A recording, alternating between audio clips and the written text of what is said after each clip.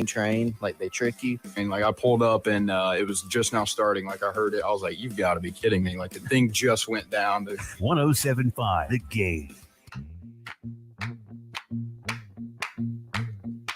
All right, and welcome into today's edition of the Garnet Trust Hour here on 107.5 The Game.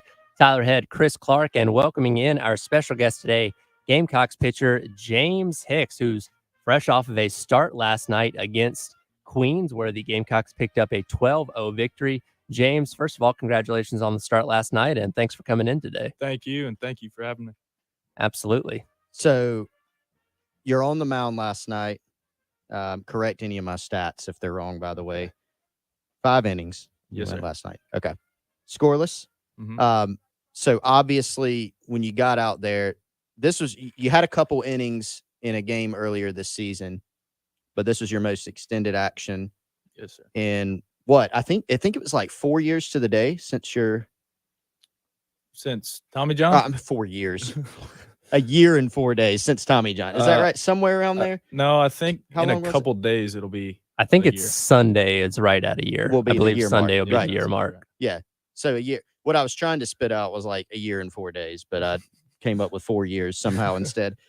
But the point is, you're out there on the mound, and you're obviously thinking about your appearance on the Garnet Trust Hour today. Of And did course. that carry you through to that performance? Okay. That's exactly what got me All right, through. good. Thank you. We're done here. That's all we need. I was going to say, I'm glad he had a good outing last night, or he may not have wanted to come in here today at all. Yeah, that would have been a little awkward there. We were talking about that. If off air, Tyler, if I was like, man, James, I know you would have shown up, Mm-hmm. but would have been maybe a little different Yeah, conversation. I don't know what we would have talked about in that one. Seriously, but to turn it more serious, how was that in your talked about basically a year Mm-hmm. since Tommy John, and we'll dive into that. I want to get a little bit more for the viewers on what that process is like, the rehab, getting back, all that stuff. But how was it out there last night? How did you feel in the longest kind of stint that you've had in that time? Yeah, I was talking to my parents afterwards. That's the best my arm has felt since even before Tommy John. I would have like some arm like soreness and issues even before I tore my UCL. And so that's the first time in a really long time I was throwing with no pain, no anything. I felt great out there. I was going to say, so Tommy John is something that we hear about a lot in baseball, and it's almost kind of a term that gets thrown around so much. I don't think a lot of people fully understand what it means or what it feels like. So from your perspective, what went on leading up to it? What were you feeling? And what has that rehab process been like to get to this point of you starting again last night? Yeah, so when it first originally happened, I came out in the 3rd inning that day that it tore. The 1st inning, it felt just kind of strange. The 2nd inning, it was just on fire. And it felt like I had icy hot all over it without having icy hot on it. And then the 3rd inning, it was just stabbing pain and like just numbness all throughout my hand. And so I knew something was off, and I like kind of grimaced on accident. And so the catcher ran out and got me. And then got an MRI the next day. He gave me a list of surgeons all over the country, and I got to kind of talk to them and pick whichever one I wanted to choose. I went to this guy. It's A&M's team doctor, actually. He's in College Station. And so I went that next week and had the surgery not even a week after it tore.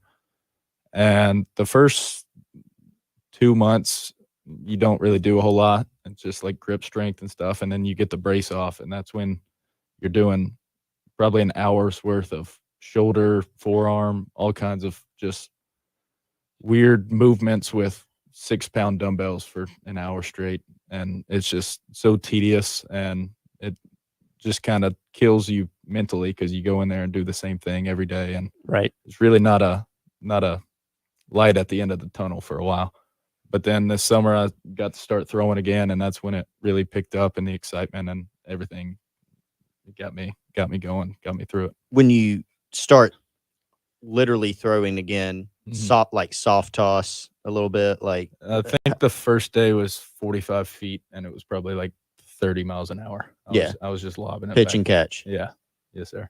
What about the first time where you like? I know there's a progression, and you don't go from a lollipop to all right, give me a fastball, right? Yeah. But like the first time that you threw hard. Mm-hmm. Was there any, you hear about guys with like ACL injuries and the first time they like cut and plant, things like that, like on a field. But was there any, I don't know, concern, or did you just, I'm going for it? No, I just kind of trusted that the surgery worked. I knew that my surgeon was good, and so I just trusted that and just kind of let it rip. And if anything happened, I've been through it before kind of mentality, You said that your arm felt even better post-surgery. And so one thing you hear with pitchers sometimes is that their velocity is better after Tommy John. Have you seen that? Not so far. I was talking to the trainer about that the other day. He said that you're not really back to where you were velocity-wise till 12 to 14 months after. And I'm just about to hit 12, and I'm pretty much back where I was before. And so I'm hoping it just continues to keep climbing and keeps increasing. Now, how much was a confidence builder for you getting out there on Friday night in your couple of relief innings before going out there and starting last night, as opposed to your first outing in live action being a start, as opposed to, just a couple innings from last Friday? Yeah, it helped a lot. I'm really glad I got the chance to do that because, running out on opening night with pretty much a packed house and then coming out last night was completely different, and I just felt all this weight off me. I just felt so relaxed out there. I'm glad I got to get those 2 on Friday. Pitch wise, for the fans that, maybe a little bit more casual, tell us what you're working with pitch wise. What do you throw? And then give us kind of your breakdown. What's your favorite pitch? Don't give it away. I'm sure all the SEC opposing batters are listening. So don't give away your secrets of what you're going to throw them. But what's your favorite pitch? Favorite pitch would be sinker. Okay. I throw that like 80% of the time. I think that's my bread and butter pretty much, which is just a fastball, which at the end just drops down. Drops down some. Yeah. 80% of the time, what do you what's your breakdown on, percentage wise of anything else? I've got a slider too. I throw a decent amount. I threw some 4 or 5 curveballs last night. They weren't great, but I threw them. And then I've got a changeup and a 4-seam I'll mix in occasionally. Something Mark Kingston said, your coach, about he was talking about you and Will Sanders, is that, he doesn't feel like we have all seen, we being media fans, college baseball in general, we haven't seen like the best of you guys with what you'll be later this season. So do you think for you, he's talking about you just continuing to get even more comfortable as you come back, gaining velocity? Yeah. All the above? Yeah, kind of all of the above. I've got stuff that I still need to improve on and keep working on, and I think I got better from Friday to Wednesday, and so I think I'm just going to keep kind of getting better each time out, and that's pretty much my goal now. Just keep improving as I go. Do you have a I don't know, a routine when on game days that you're actually pitching? I do the same thing every time. For the most part, it depends on if I'm out of the bullpen. I can't do some of the stuff that I would if I was starting. But yesterday, if I'm starting, I like doing hot and cold tub before, just kind of a minute and a half in each, 4 or 5 times. I read that online somewhere, and I tried it a couple weeks ago, and it really just kind of wakes me up, gets me going, gets the body feeling good. And then I do a lot of hot packs on my arms, lacrosse ball, a lot of stretching. And then by the time I get down to the field, I don't really have a whole lot to do. I just do some bands and start throwing. So I know there's a lot of people that it takes like 2 or 3 hours to like get ready to go. I'm pretty simple. I just do the hot and cold tub, some hot packs, and I'm ready to go pretty much. No weird superstitions? Well, have any of those? Well, before Tommy John, I had a lot of them. I had certain underwear, and I would watch a movie the night before and have this certain meal.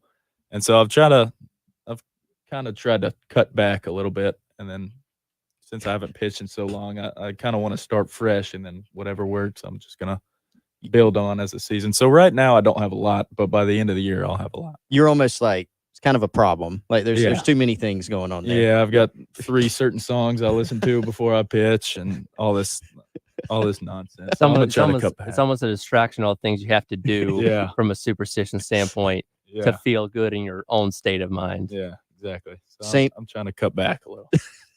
Same movie every time? No, I just Okay. mix it up. Something that A makes movie. something that makes me feel good. Like Creed, I've watched that a few times. Just kind of something upbeat that makes you ready to go. Is it always a sports theme? No Not rom-coms or always. anything? No rom-coms. I stay away from rom-coms. But no, I mix it up each time. It just depends on the day. Okay. But usually a sports movie. Mm-hmm. Yeah, sports, or I watched Red Dawn a couple nights ago. Wow. Yeah. That doesn't get you fired up. I don't know what will. Yeah, going into battle. I Yeah, hear you. so something like that. The going back to the Tommy John, were y'all like monitoring? Like, were you having some? I know you mentioned how it was flaring up during the game on you, but were there any indications that something was wrong beforehand, like leading up to that? You have some soreness, like Yeah, it was atypical. yeah. I had never had any soreness on the inside of my elbow. It was Mhm. always like my tricep or bicep or something. But I pitched that week before, and it felt fine. And then as soon as I got done, I remember I was in the hotel with my parents, and they saw me like touching it, and they asked me what was wrong, and I said I got this new sore spot. And then throughout the week, like whenever I would like bring my arm back, I would just feel it kind of like pulling, which I had never felt before. So I knew it was weird, and I threw a bullpen that week, and I remember I threw a curveball that just sailed way right, and everything just kind of locked up. And I think that's when I actually did it, or like partially did it. Mm-hmm.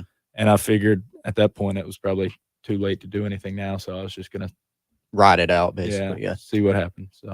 We're going to run into our first time out, continue on our conversation here with James Hicks on the Garnet Trust Hour. As we head into this break, though, Gamecock Baseball is back in action this weekend, taking on Penn out at Founders Park. Have a pair of tickets to give away for Friday's game, which starts at 4 o'clock. You can hear right here on 107.5 The Game. Be caller number 5 at 803-404-6100. Win yourself that pair of tickets. We'll be right back with the Garnet Trust Hour here on 107.5 The Game.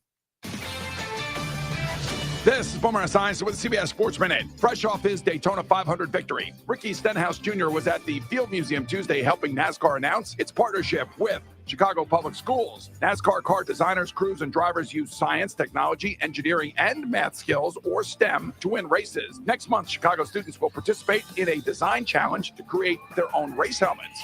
I'm Boomer Esiason. CBS Sports Radio. This is an important notice to consumers facing $10,000 or more in credit card debt, medical bills, or other unsecured debt. You may not be required to pay it all back because there are special programs now in effect that will significantly reduce the amount you will owe if you qualify. This is not bankruptcy or a debt consolidation loan. These programs, which the credit card companies like to keep secret, exist to aid American consumers struggling with overwhelming credit card debt by offering tremendous savings and real debt relief. Accredited Debt Relief has established a special hotline for you to call and learn what savings you qualify for. They've helped qualify consumers with over $1 billion in debt and are A+ rated with the Better Business Bureau. So don't wait. Get the relief you need during these hard economic times. For this free information, call the Accredited Debt Relief Hotline now. Call 800-585-8282. 800-585-8282. That's 800-585-8282. It's the Garnet Trust Hour on your home of the Gamecocks. 107.5 The Game. Washington led the revolution. Lincoln saved the nation. Now, Galliana Chrysler Jeep is making history with double the customer cash rebate. Gotta go to Galliana.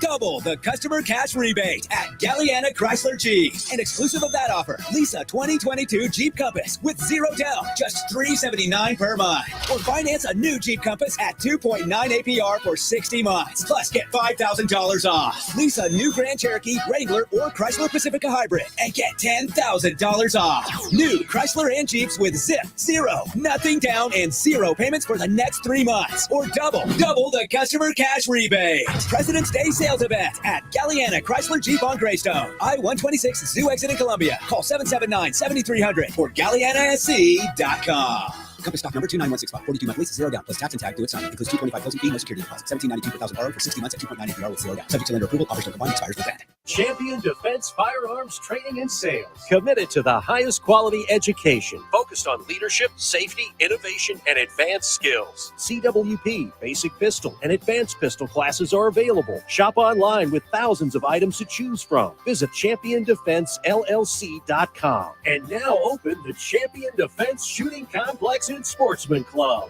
Located on 2040 Pine Plain Road off I-26, exit 125 in Swansea. Champion Defense Firearms Training and Sales invites you to get a membership for yourself or as a gift for family or friends. They have multiple plans to fit any budget, including individual, family, monthly plans, and more. Don't miss the Champion Defense Sweet Deal of the Week. Just log on to 1075thegame.com at 9 a.m. this Friday to get an annual family plan valued at $400, half off for just $200. Includes family household, 2-gate access cards, and 2 guests per visit. But hurry, only a limited quantity available.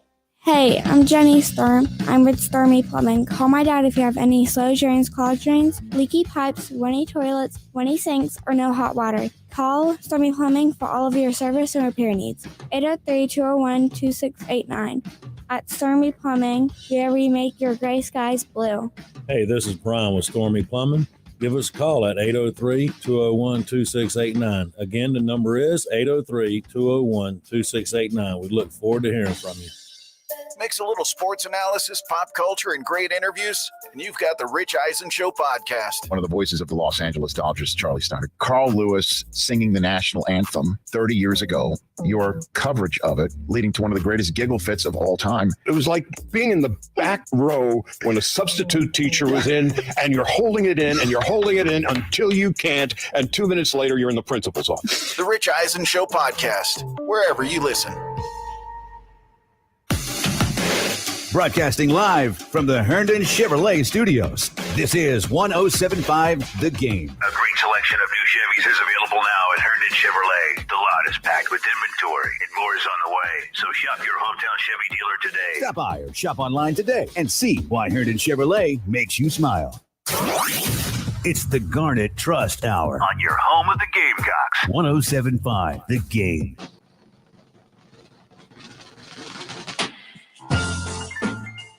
Back in on the Garnet Trust Hour here on 107.5 The Game.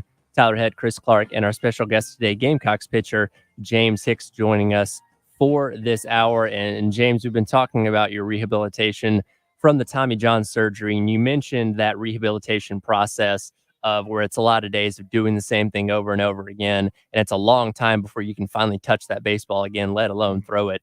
What helped you through that time, and were there any doubts like, man, I may never be able to pitch the way that I was before or ever again, and what kind of guided you through that time getting you to where you are today? There were definitely some doubts at times. There were some tough times, and I'd never really gone through an injury before, so I would feel like one little thing of soreness and automatically think the worst about it. So it was definitely an up and down period mentally, but I just got a really good support system. My family and friends that I've got around helped me so much.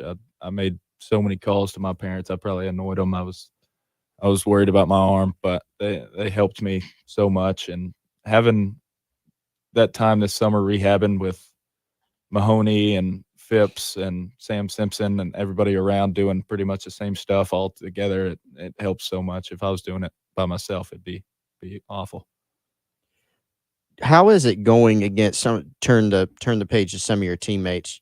Y'all been on a tear hitting the ball. We have. Did you expect that?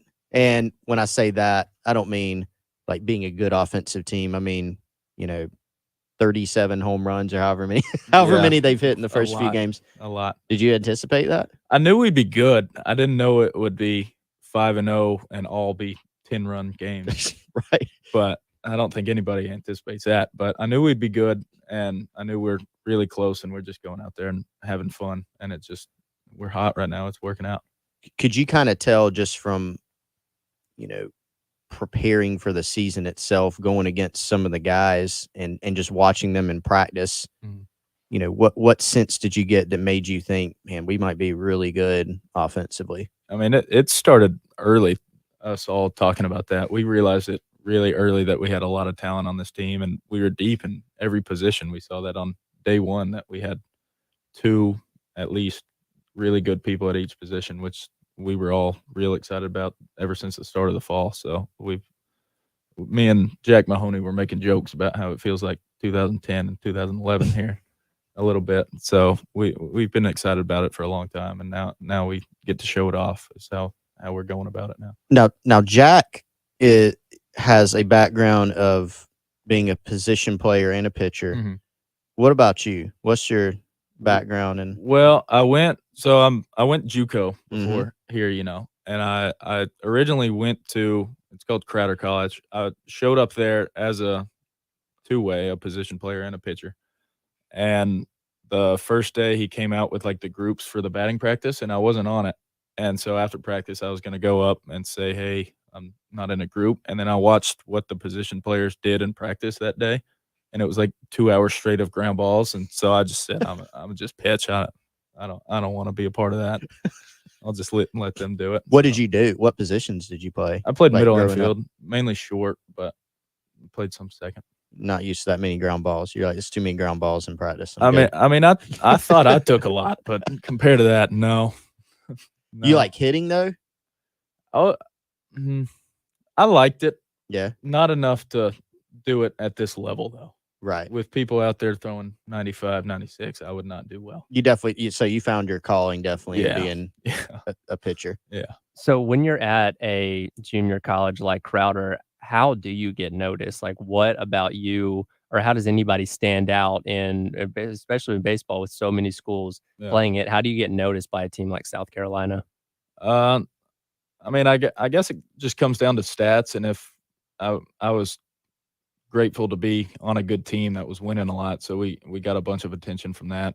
I forgot our record, but it was really good that year. And the year I went through it, it's probably different for everybody, but the year I went through it, it was COVID, and so none of the coaches could actually come to the game. Mm-hmm. And so it was just all based on video, and my coach there did a really good job of spreading the video out to all coaches. And I remember him saying at one point he had talked to every coach in the country except the Vanderbilt head coach, Tim Corbin, and he had talked to his assistant. So a big part of it is the coaches getting your name out there, and I had a really good one at doing that.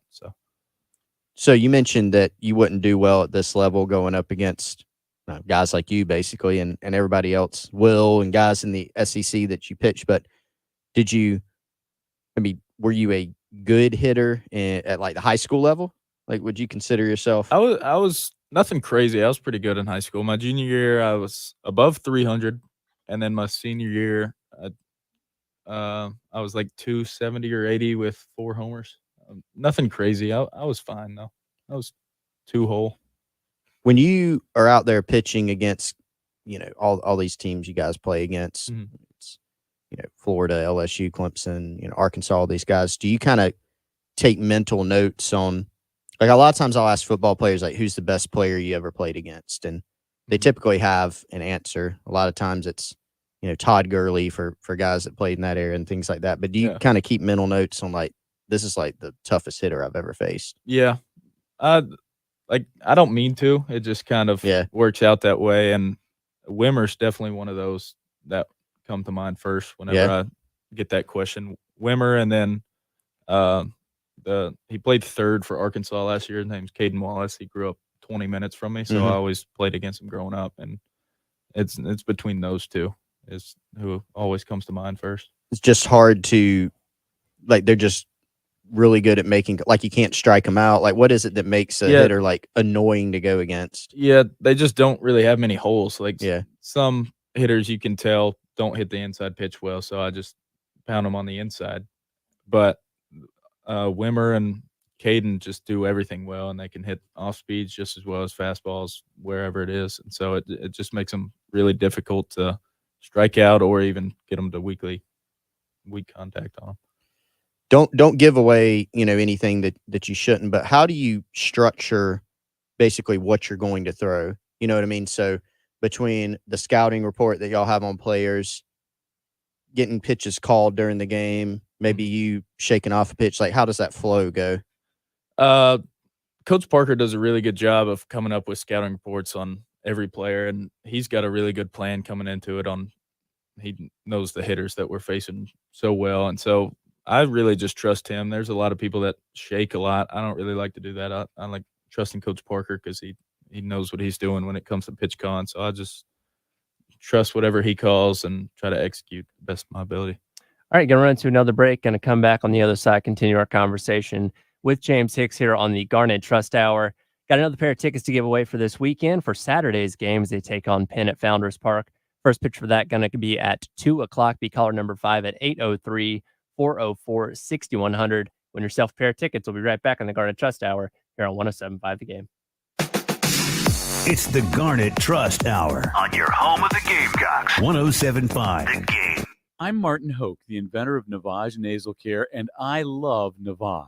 I've told you about how your nose is the body's air filter, that Navage's powered suction will help flush out allergens, viruses, mucus, and germs, and that Navage will help you breathe better. But what do other people say about Navage? Like Haley, quote, Navage is the best thing I bought. I love it. My nose feels so clear now and I can breathe. I've been struggling with a stuffy nose for weeks. I bought Navage and it's amazing. Or this one.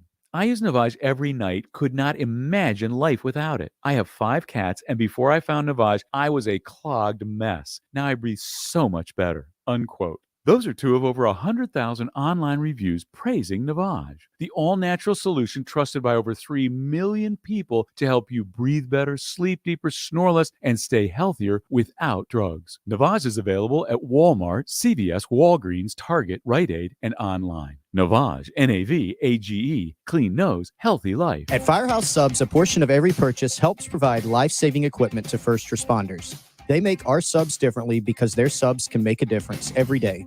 That's why they're bringing back their daily medium sub special for just $7.99.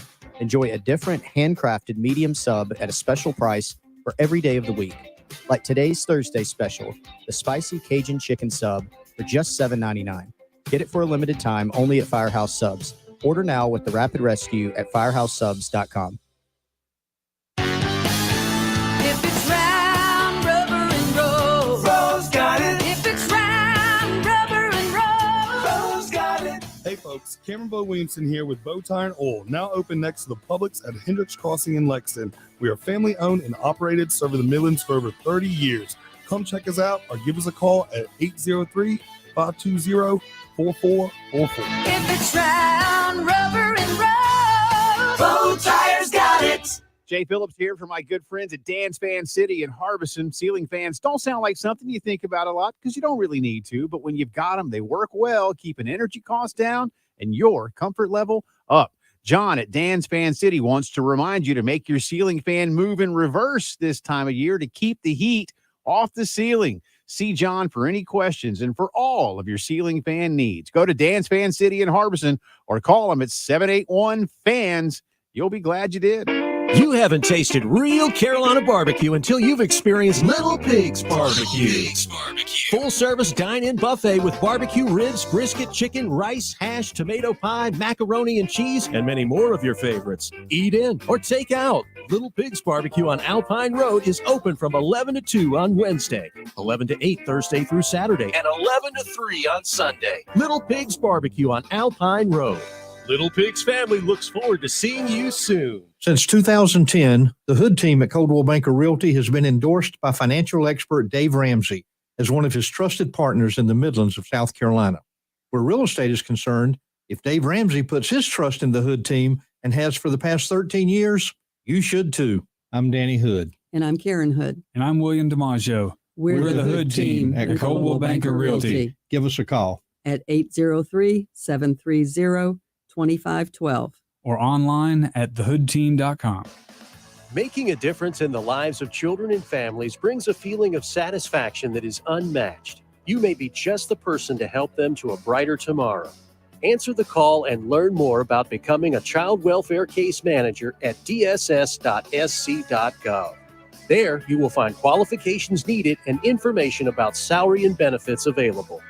This message is sponsored by the South Carolina Department of Social Services. It's time to contact AAA Heating and Air and tell them Bill Gunner sent you. That's right, 803-677-1500. If you're in need of repairs or maintenance to your heating and air system, contact AAA Heating and Air today. Again, 803-677-1500. You know you are putting comfort in your own hands with qualified technicians from AAA Heating and Air. So don't wait any longer. Contact them today, 803-677-1500. Tell them Bill Gunner sent you. AAA Air when you need us. AAA Heating and Air. There are many reasons people contact us. We're moving across country. We've decided to scale down and store some furniture for the time being. My gal and I broke up, so I need to get out soon. While the reasons may vary, the expectations are the same: a smooth transition. Sosa Delivery and Movers, trusted movers who care. The move done on time and on budget. Call today, 803-553-1237. Online at sosamovessc.com. It's the Garnet Trust Hour On your home of the Gamecocks. 107.5 The Game. What we're talking about on 107.5 The Game. Sponsored by Love Chevrolet. Back in on the Garnet Trust Hour here on 107.5 The Game. Tyler Head, Chris Clark, and Gamecocks pitcher James Hicks in studio with us now. And James, Kendall and I were talking about this in our last hour. They've made some modifications to the action clock in college baseball in reference to only having a certain amount of time to throw a pitch and limiting the amount of times you can throw pickoffs and step-offs and all that stuff. This has been in college baseball since 2020, basically the entire time that you've been in college baseball. What are your opinions on the pitch clock, and is it good for the game? Is it something that you hate? What do you feel about it? Something I've noticed about it, just me personally, is whenever they have to stop and explain the rules, like when they add on a ball to somebody and have to stop and explain the rules, it usually takes longer than if they would have just let the guy throw the pitch, is my opinion on it. But I mean, it doesn't really concern me. I try to stay pretty quick with my rhythm. I don't really walk around a whole lot. I'll just get back on and throw. So for me, at least, I don't ever really worry about it whenever I'm out there, but I don't really have much of an opinion on it. I don't think it's great, but also, I mean, it could be worse, I feel like. So, if anyone has questions for James, by the way, get them in on the Firehouse Subs text line. That's 803-446-100. If you have some good questions, maybe we'll ask him, and I'm sure he'll answer them. So that's a great segue, Tyler, to another question for James. So are there any other things that just in your time playing baseball, you're kind of out there, probably not while you're pitching, but just watching the game, and you're like, why is this way? Like, so if you're Commissioner James Hicks of college baseball, like, do you have any other rules that things you would change about the game and the way it's structured? I mean, that's a tough one. I mean, I love the game the way it is, and it's always going to be changing. I wish there was a way for it to just not change, but then it probably wouldn't grow as fast. And so I like where it's at right now, and I think they do a great job of adjusting the rules and how they should be. Are you an instant replay guy when they started putting that in baseball? Yeah, I'm a big fan of the instant replay. Okay. I am, yeah. And there are talks of like the electronic umpire and stuff. I don't really like that as much, but that's a good one. Yeah. Okay, so we're testing out a new segment. Tyler doesn't even know this. Oh boy, it's you called. Probably should have told me about this beforehand. No, you don't have to do anything. We're Okay. just gonna say it. We're gonna do make your case. Okay. Okay. So make your case as to why we should not have like a VR umpire. Why an umpire who is gonna mess up some calls. Yeah. Why you like that as a pitcher? I feel like the electronic umpire helps the hitters more than it does the pitchers.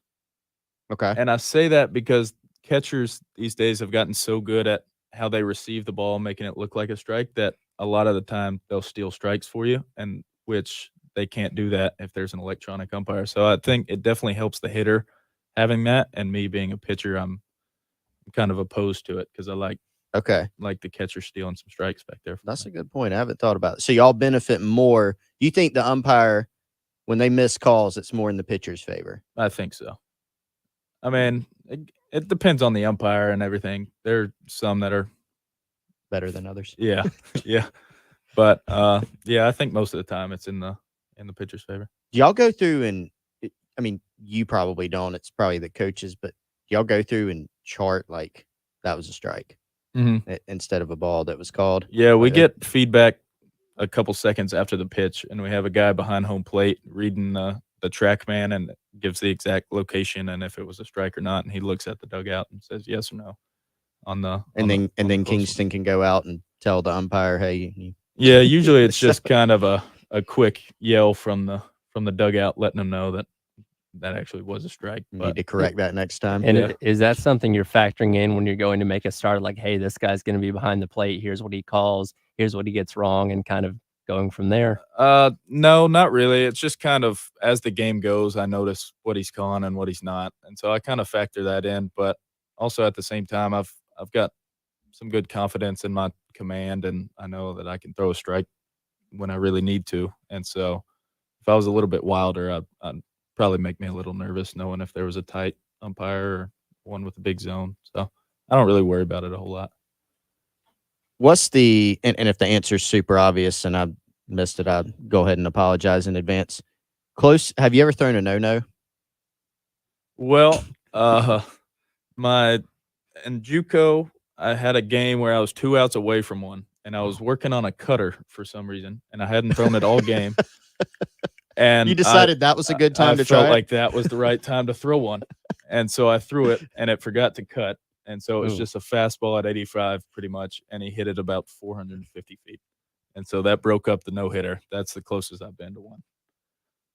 That was an interesting decision. Yeah, if I could change it, I probably would. That was the first time you thrown the cutter during the game. Yeah. Mm-hmm. I don't know what I was. I'm not trying to no, pack it on there, no, but it that was dumb. Interesting. Did you get the next guy out? I think so. I think without that home run, it would have been a no-hitter. Now, how often do you think about that? That's been a couple years now, but does that still like haunt you from time to time? Yeah, it does. It pops up in the back of the head every once in a while. So you threw a 1-hit, 1-run win. Mm-hmm. Yeah. I don't know if I've ever. I'm sure. I mean, that's happened, but yeah, I was. You don't hear of a no-no getting broken up a lot on a home run. I was gonna say it's usually like that single or something like that. I can definitely say that's the first one I've ever heard of where pitchers tried out a new pitch for the first time. Yeah, congratulations. I don't. Well, Thanks. I guarantee if he's in that situation again, he's not going to do that. No. So you don't. So did you totally scrap the cutter? Oh yeah, like it's out of your. I haven't thrown it since. Wow. Yeah. One and done. Yeah. That is truly history making. Well, if there was ever a reason to not want to throw it again, that'd be a pretty good one, I guess. Yeah. Did you tell everybody? Like, was your coach afterwards was like, what was that pitch? Like, did you? Well, because he was the one that was telling me that I should try out throwing one, and so that week before, yeah, I think that was my idea, throwing it in the game. He probably didn't want me doing that, but yeah, I told him that was the cutter that he told me to work on. It's a bummer. Okay, so you had. All right. Was that the only instance of like, surely there were some other times where you got like relatively close? Yeah, I'm sure there were some in high school. Yeah, and high then school ones. That was just the one that comes to mind because that one haunts me. But I'm sure there were. I'm sorry. Now, that's all right. In that instance, obviously it's pretty easy to keep up. Like, oh, I haven't given up any hits or anything like that. But through the course of a game like that, are you wanting to be told like, hey, man, 5 innings, no hits, 6 innings, no hits? Or are you just like blocking all of it out? No, I don't want anybody talking to me about anything close to that. What they can talk about the weather for next week or something, just anything other than the game going on. Do you like people talking to you? You know, some pitchers, like they're off in the corner, don't talk to me at all. Like you don't mind people coming over, not even during a potential no-hitter. I'm just saying in general when you're pitching. You want to be left alone? I don't want somebody just coming up and having a full conversation with me, but I don't mind people. Like I just sit on the bench, and when people come by and like say good job or something quick, I don't mind it at all. It's just. You were saying before we hopped on air that you don't really on days that you're actually engaged in pitching, like you're on the mound that day, you don't pay a lot of attention to the game, really? Well, it's just like when I'm still in the game, in the dugout, and the way that our dugout works, if you're sitting on the bench, you really can't see a whole lot. Yeah. And so I'd rather just sit there and stay focused than trying to run around and try to have a good view of the game. And so I just kind of pay attention to the outs, and I have a routine each inning of what I do with my hat and glove based on the outs and stuff. I don't know. It goes back into the superstitions. But, no, I don't really pay a whole lot of attention until I'm done with it. So we've heard that Will Sanders keeps like this notebook of every pitch he's ever thrown and every batter he's ever faced. And like he goes back and revisits it like, oh, in this game I threw, on pitch number 37, this guy hit this or whatever. Are you like keeping up with those kind of things? You just kind of like to brush off games once they're done? I'm going to have to ask him about that because I didn't know about that. I want to see that. But I think it was Wes that told me that story last week. Or it might have been Colin, actually. I think Colin told me about that last week. Yeah, I'm gonna ask him about that. That's cool. But no, I'm not real big into that. If it's a good outing and everything felt good, I'll go back and watch the video, of course, but I don't spend a whole lot of time thinking about it. If it's one of my worst outings, then I'll go back and really like take a deep dive into what went wrong and what wasn't working and just kind of learn from that. But the good ones I don't really go back and dwell on too much. When you do go back and look at the good or the bad, like what's typically the problem or the solution? Like, is it just something technical you see?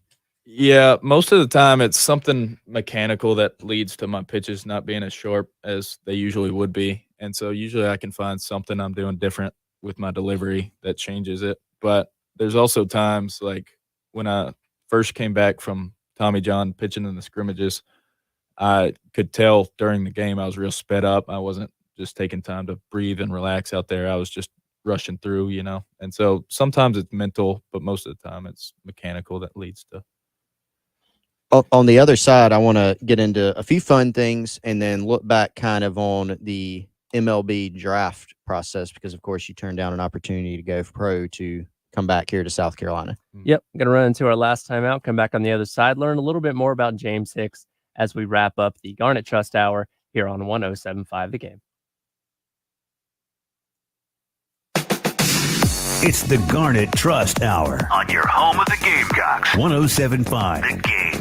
This is Larry Leitner, owner and founder of Midstate Roofing. And for nearly 30 years, we've continued to be the proven leader in the roofing and waterproofing industry. Midstate Roofing's proven history is your assurance that our professionals at Midstate Roofing will provide the proper advice, service, and results to the needs of your facility in a manner both safe and pleasing to your operation. From high-rise to hospitals, manufacturing to industrial, Midstate Roofing designs and installs bonded systems with a protective guarantee that will keep your operation dry and running long into the future. 24 hours a day, 7 days a week. And this is Blake Leitner, reminding you to protect that roof with a maintenance contract. Call me today at 803-356-1919 or online at midstateroofing.com. That's midstateroofing.com. You'll speak to an on-call technician after hours or a Midstate Roofing staff member during hours at 803-356-1919 or online at midstateroofing.com. And as always, tell them Midstate Twins. If you have a leak, let Midstate Roofing take a peek. Doco Rib Fest is coming to Doco Meadows Park March 10th and 11th in Blythewood. Music, food, fun, and 10,000 pounds of ribs and cook-off competition. Friday evening movie night and music by Too Much Sylvia. Saturday's music is Joseph's Grayson Band, Common Time Bluegrass Band, Blues Deluxe, Wrong Side of the Tracks, and Tokyo Joe. Free admission and park and shuttle service. For tickets and more info, visit DocoRibFest.com. Presented by the town of Blythewood, Chamber of Commerce, Room Heating and Air, and Doco Smoke. Washington led the revolution. Lincoln saved a nation. Now, Galliana Kia is making history with the best deals in years. Gotta go to Galliana. America loves a great deal, and Galliana Kia delivers new Kias with zip, zero, nothing down, and zero payments for the next 3 months. Plus, at Galliana Kia, we'll get you out of your current lease or loan, even if you're over mileage, have months left, or still owe thousands. Worried about your credit? Don't sweat it. If you've got a job and you make at least $2,000 per month, our lenders can get you approved. Don't make a car buying mistake. If you want a great deal without the hassle, gotta go to Galliana. Galliana Kia on Greystone. I-126 Zoo Exit in Columbia. Call 779-7300 or KiaColumbia.com. Rio stock number 3K1107. $278 per month for 84 months at 6.9 APR. Price plus tax tag includes $225 closing fee. Negative trade equity financing and loan subject to lender approval. Expires month end. South Carolina Department of Corrections is hiring sergeants and lieutenants statewide. If you have correctional, security, military, or police experience, you can join SCDC as a sergeant or lieutenant. There's $7,500 sign-on bonuses, increased pay, and great employee benefits available. Start your new year off with a new career. Visit joinscdc.com to apply today or call 803-734-JOBS for more information. Just how does a car repair shop last in business for over 50 years like Suddeth Automotive? By providing affordable, reliable, and honest auto repair. But if you ask them, they'll tell you it's their loyal customers who come back time and time again to entrust them with their car repairs. Well-trained technicians, service packages, and monthly specials. Isn't it time you became a customer? Give them a call or come by at 1410 North Millwood Avenue or make an appointment at SuddethAuto.com. Since 2010, the Hood team at Coldwell Banker Realty has been endorsed by financial expert Dave Ramsey as one of his trusted partners in the Midlands of South Carolina.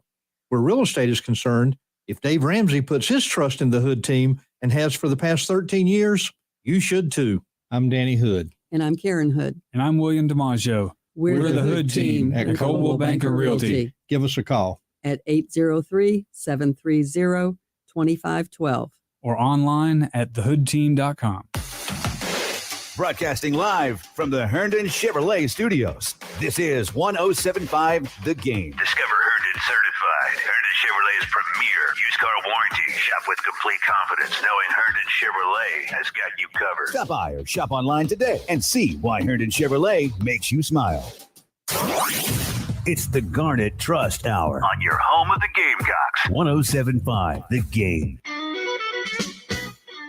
Back into the Garnet Trust Hour here on 107.5 The Game. Tyler Head, Chris Clark.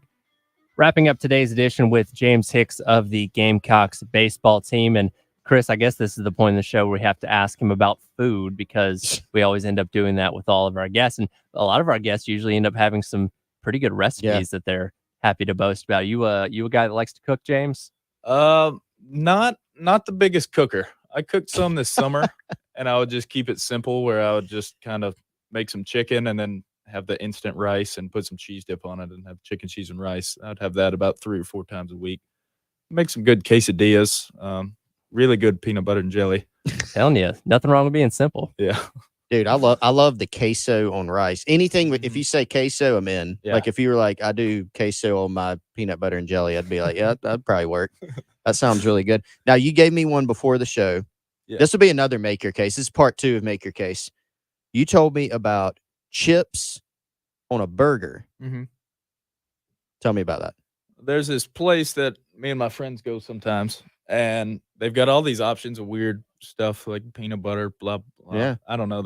I keep it pretty simple. The burger I get is the patty, mac and cheese, and barbecue chips. And it's good. Is that was that something you brought to Columbia from Arkansas with you? Is like the idea of, or did you, No, you just saw it and you're like, I'm going to try barbecue chips on my burger? South Carolina introduced me to that. That does sound pretty good. Yeah. I would try it for sure. We will do that one day. Okay. And get our reviews.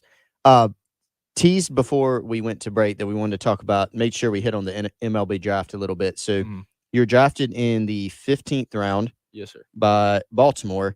Yes. After last season and decided to come back. What went into that process for you?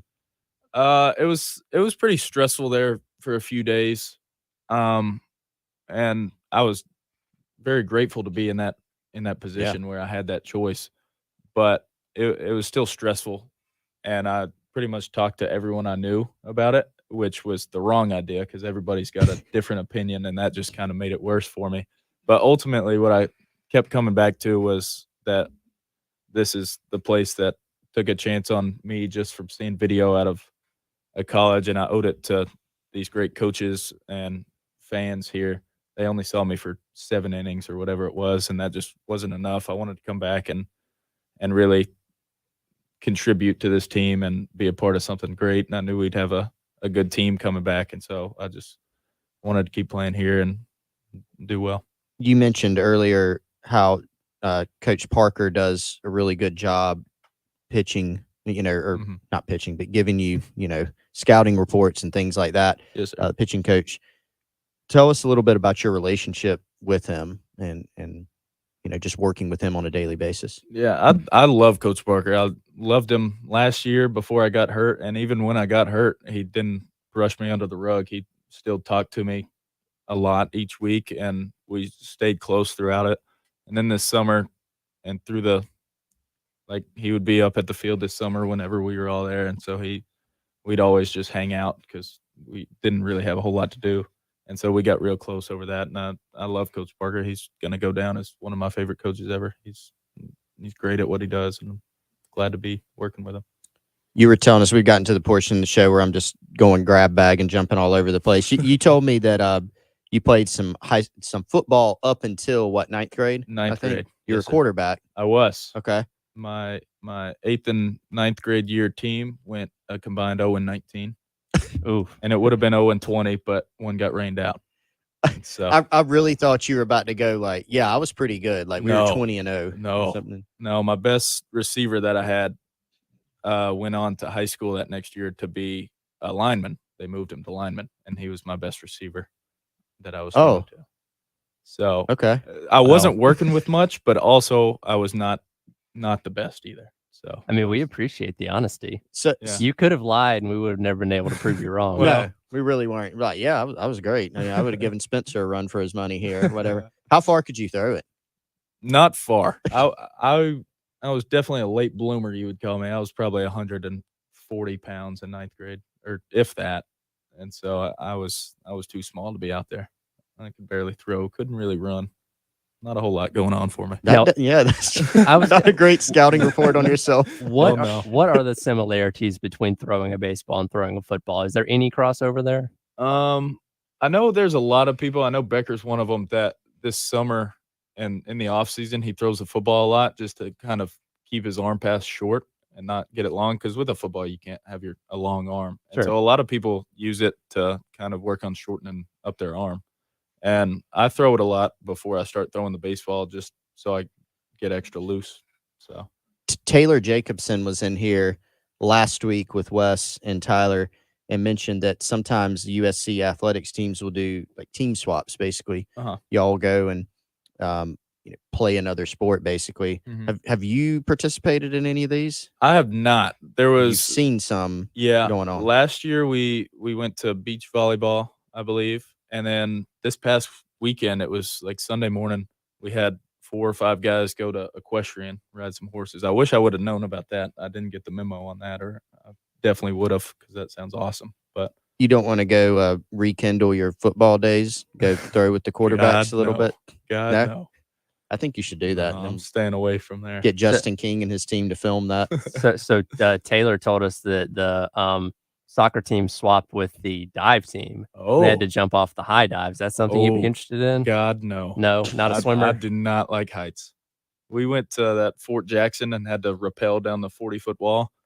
That's the scariest I've ever been. I could not do heights. It's 40. Yeah, I don't like heights either. I'm totally with you. Ew. Speaking of Fort Jackson, you guys, they did change the rule this year where you can't have the celebration outside of the dugout, but the military helmet is part of y'all's celebration for home runs and stuff. What does that mean to the team, and how did that really come about? I mean, we went to Fort Jackson 3 times, and I think it meant a whole lot to all of us just being able to go there and be around those guys. And so we just kind of want to honor them and what we had been through there and what they go through every day.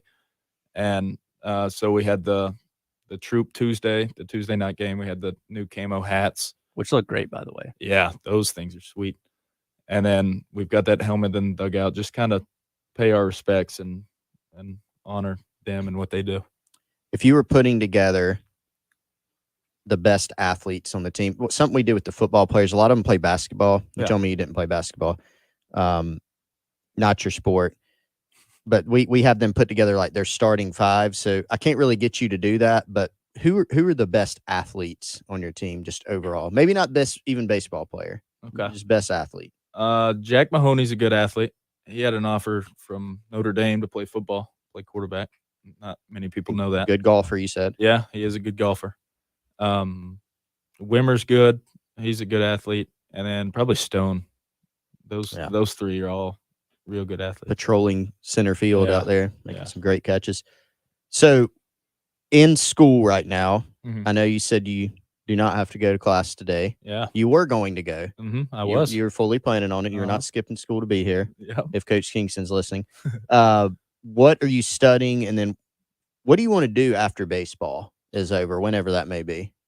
I'm an interdisciplinary studies major, and that's something I haven't really given a whole lot of thought to because I don't want to have like a fallback plan ready, But I think it'd be cool to be like a real estate agent, sell some houses. I think that would be a good gig. So no fallback plans so that you I'm doing this. Yeah. I like that. Yeah. It's good. Unfortunately, we're out of time. These hours always go by super, super fast. We're up to are we 6 for 6 now, Chris? Can we officially say that? Yeah, I think so. So we're still batting 1,000. Yeah. Excellent. We wouldn't say otherwise. Of course. No, Well, but we are. I do that as a compliment to the person while they're still here. That's right. Thank you. Next hour, Tyler's like 5 for 6. No, definitely not. But anyway, thanks so much for being here with us, James, and best of luck to you and the Gamecocks for the rest of the season on what we're all hoping to be a very, very good season for all of y'all, and best of luck in your career going forward as well. Thank you very much. All right, that'll do it for today's edition of the Garnet Trust Hour here on 107.5 The Game. Coming up next is the Gamecock Central Takeover Hour presented by Firehouse Subs right here on 107.5 The Game.